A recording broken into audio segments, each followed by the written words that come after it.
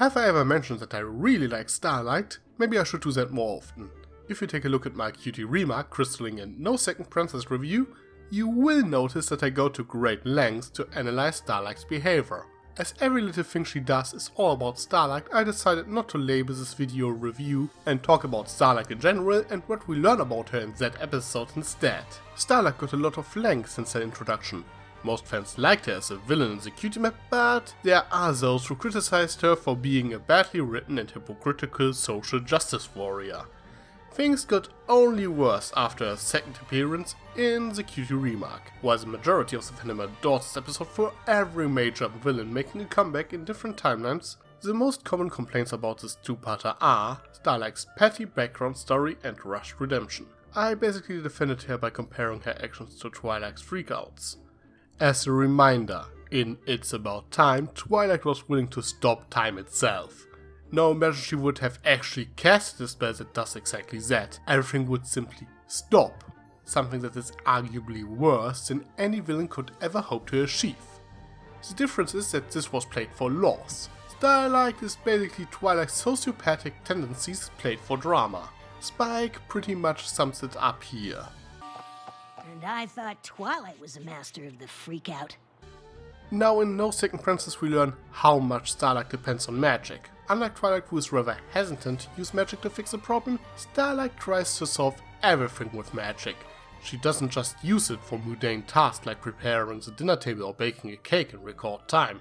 She also used it to force Big Mac into a conversation, which is the first indicator that Starlight saw the errors in her way, but still has a rather messed up view on morality, having no qualms using magic on other ponies to make them suit her taste. Another small detail we learn is that Starlight doesn't know who the Wonderbolts are. This seems rather unimportant at first, but in testing 1 to 3 we learned that the Wonderbolts are a rather integral part of equestrian history and they were always treated as this big deal every pony has to know. However, what we do know is that Starlight spent years perfecting a single combat spell. While this is more headcanon territory than anything else, it does somewhat indicate that Starlight, who avoided social contact after she lost her one and only friend, focused solely on her magical skills. Twilight on the flip side studied all kinds of stuff from science to history.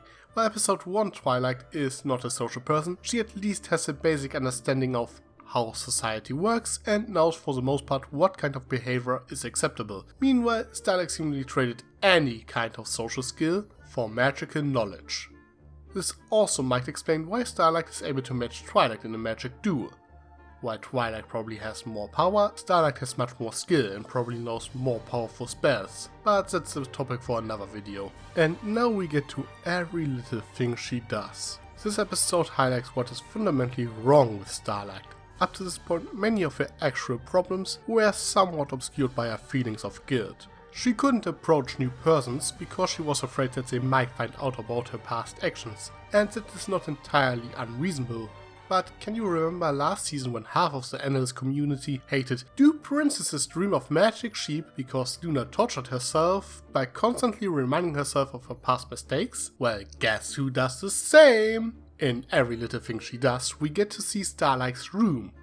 At first glance, it's nothing special, but you notice the pictures above her desk. We have a picture of Trixie, which is somewhat cute, and also one picture that might be her former town, though that's a little bit hard to say. However, there's also a picture of a crossed out equal sign, which seems like a rather unimportant detail for someone who isn't aware of Starlight's history, tells us quite a lot about her. It is a reminder of her past mistakes, of her actions that caused so much harm. There's no other reason why it would be there. While it is not nearly as extreme and dangerous for others as the Tentibus, the idea is the same. To remind herself every day what a horrible person she was. We should also keep in mind that Starlight seemingly doesn't do much except her magic lessons with Twilight, so it is not unreasonable to assume that she spends a lot of time at her desk studying. And every time she looks up from a book, she sees that picture that sums up all of her past mistakes. It's no wonder why she can't get over her past if she constantly reminds herself of it. So if you are one of these people that despise "Do princesses dream of magic sheep" for one single line of dialogue, congratulations! Here's another episode you can hate for one single background detail. But now let's get to the meat of things. Starlight using a mind control spell on her friends. For the record, I don't think it's above Twilight to do something like that. In fact, the wanted needed spell from lesson 0 comes to mind. But Twilight was way past insanity at that point. Starlight, on the other hand, acted rather calm throughout the episode and never thought that she did anything wrong, or rather, she thought she made a mistake casting the spell. It never occurred to her that using a mind control spell at all is a bad idea. There you have it, Starlight cannot understand what is wrong about sucking every bit of free will out of your friends. So she probably has a rather screwed up view on morality, and that makes me wonder. Is she truly sorry for her past action in her town? And was that innocent little jab in No Second Princess really a joke? That being said, I don't think that Starlight is a bad person at heart. If you look up Cutie Map reviews, Starlight is often called a hypocrite or that she only manipulated others to gain control over them. While she obviously is somewhat of a control freak, a lot of people disregard her breakdown at the end. She believes that she was doing the right thing, that it would be better for everyone. She later supports it with her rants in the Cutie remark. So while her actions were questionable, she overall had good intentions. She thought she would make Equestria a better place that way. That is what makes Starlight different from a character like Sombra. She didn't do anything for her own gain. This doesn't excuse her actions, but thinking of her as a delusional sociopath makes it understandable, especially since she seemingly still doesn't understand the concept of free will. Not to mention that she lacks empathy. She cannot read other people, as evidenced by the completely missing the point running gag. Spike gives her several hints, but she didn't understand what she did wrong until Twilight spelled it out for her. And speaking of not getting a hint, the mere fact that Starlight understood the whole friendship lesson thing as some sort of task or test again shows a lack of understanding of the whole concept of friendship and social interactions. But to be fair, I do kinda blame Twilight for that. The whole idea to call this a friendship lesson is stupid. Calling this lesson seems less like teaching something about friendships than forcing friendship on someone. I already criticized Twilight for that in No Second Princess. You can't force friendship lessons, and if you were to tell me to go outside and make a friend within a day, I would fail miserably. That is not how friendship works. The so-called friendship lessons Twilight and her friends learned over the last 5 seasons were never deliberately. They were something Twilight learned by interacting with other ponies. The one time Twilight tried to force a lesson was in lesson 0, and she learned that you shouldn't try to force friendship lessons. Twilight said it herself at the end, it is about spending time with friends. However, phrasing can make a huge difference.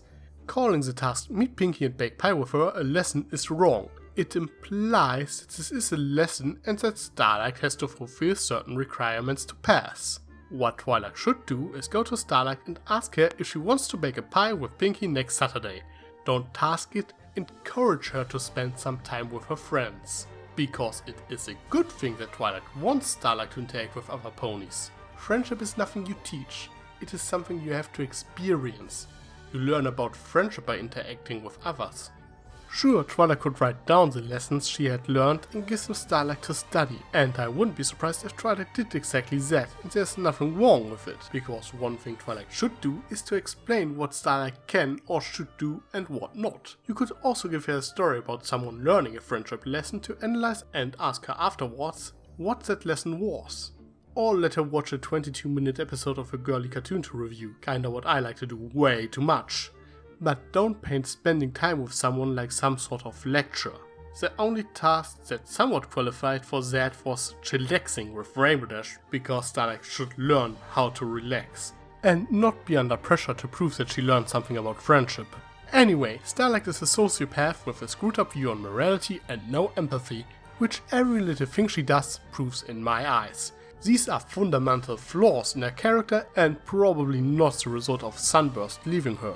She was just overly attached to him, and losing the one person she actually cared for as a kid was probably a trigger that made things much worse. If you consider this, it doesn't really surprise me that she turned out the way she did. And for the record, I liked every little thing she does. I like that it doesn't sugarcoat the fact that something is wrong with Starlight, but at her core, she is not a bad person.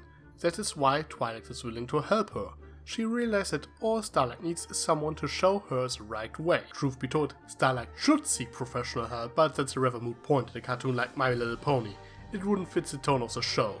but these are just my thoughts. I personally think that Starlight is a very fascinating character to analyze. But what about you? What do you think about Starlight? Any thoughts on every little thing she does? Let me know in the comments. I am Tricky Fox. Stay foxy.